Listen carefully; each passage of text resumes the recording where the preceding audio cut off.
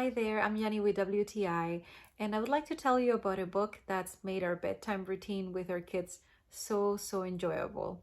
So this one is called 365 Tales and Rhymes for Bedtime, and it's one of my favorite books.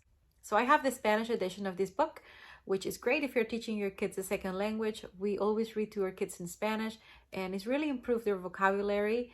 The book itself, it's super strong. As you can see, it's very thick, and the cover, it's a really strong hardcover that is very durable. This has arrived the hands of 2 toddlers, so it's definitely a really good, very good quality book.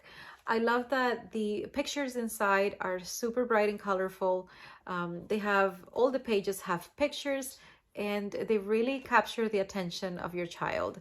Also, the stories, even the longer ones, are no more than 2 or 3 pages long, so they're really perfect for bedtime. I definitely recommend this book. It's such a good tool, so give this a try. You're going to love it, and that is my point of view.